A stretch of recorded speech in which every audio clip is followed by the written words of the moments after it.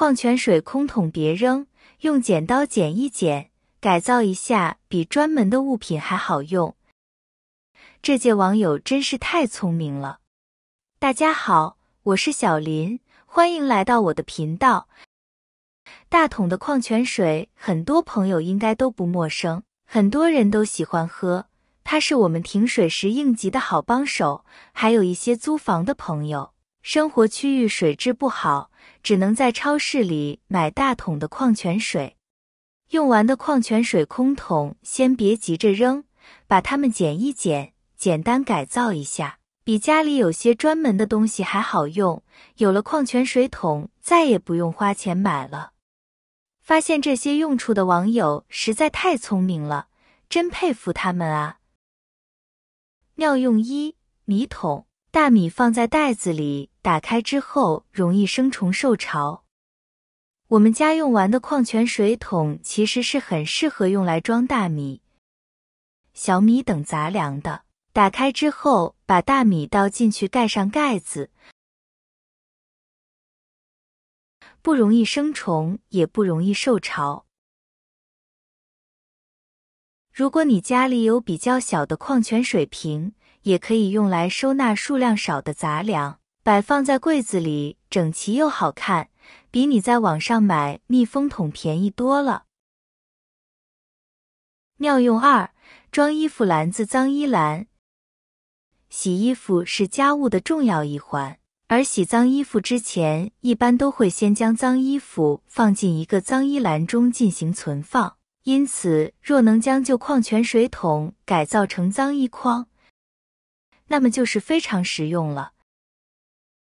只需裁剪一部分，去掉顶部，底部留个几个洞，然后四周一圈剪一些尖尖的刀片状东西，这样筐材质安全且不划手。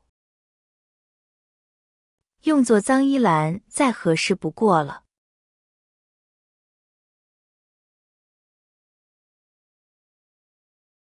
妙用3：改成垃圾桶。如果你有空的矿泉水桶，可以把它改造成垃圾桶，只需要把矿泉水桶的顶端剪开，就是一个带有盖子、密封性又好的垃圾桶。对于租房的朋友来说，这个小改造可能让你省下40-50块，有了它就不用买垃圾桶了。妙用4：玩具收纳桶。家里有娃的，千万别把自己家的矿泉水桶扔掉了。这可是孩子最好的玩具收纳桶。孩子小的时候，大大小小的积木收纳起来特别麻烦，买一个大收纳箱，价格竟然在上百元。这个时候就可以拿出你家的空矿泉水桶了，把矿泉水桶顶端剪掉，就能把所有的积木收纳进去。透明的矿泉水桶收纳好积木之后还特别好找，里面有什么一目了然。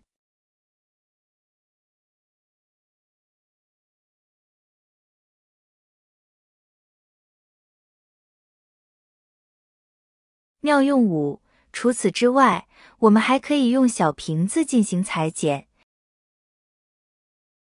小瓶子和可乐瓶子都是可以的，只需要把它切割成3等份。瓶子的顶部和底部是我们需要用到的，中间部分就可以舍去不要了。这时候我们可以把瓶子的顶部套在底部下，这样就可以拿来当成一个过滤神器了。我们洗碗的时候都会用到洗碗布或者丝瓜囊之类的东西清洁，但是它们如果不过滤干净的话，很容易会滋生细菌。所以我们用完之后，可以把这些东西放到瓶子上过滤，过滤干净之后再把水倒掉就可以了，特别的实用。当泡脚桶，我是万万没想到啊，大塑料瓶子还能当泡脚桶。怀孕的时候，回老家突然想泡脚，但家里没有大的泡脚桶，老妈突发奇想，直接拿来2个大矿泉水瓶。哈哈，这也忒机智了吧，加40-50度的温水，不担心瓶子被烫软，瓶子底部本来是凹进去的，脚放上去也刚刚好，不会挨地，不担心脚底冰凉，冬天害怕水凉得快，可以给外面包裹上一层毯子，泡1个小时都没问题，泡完老公再给捏捏腿，妥妥的足疗啊。突然想到，这种方式是不是对单只脚有脚气的人也比较友好，2脚分开泡，干净又卫生呢？妙用8：晒袜子。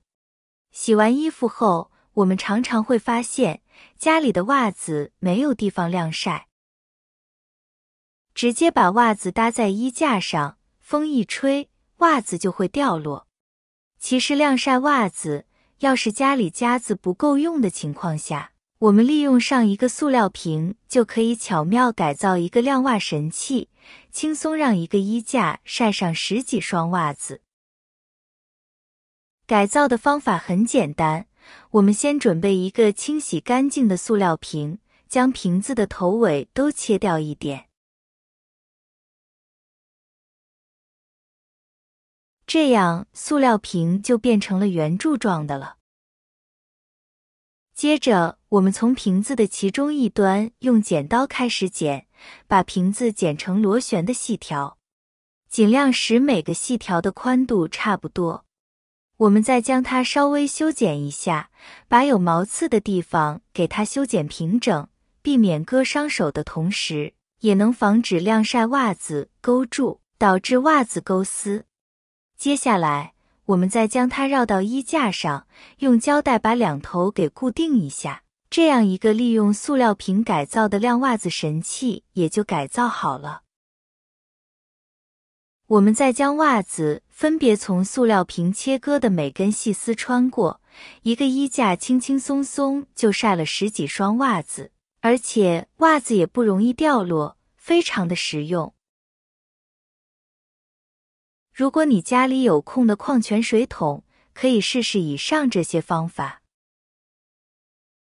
把空洞矿泉水桶废物利用起来，不仅省钱，还特别省事，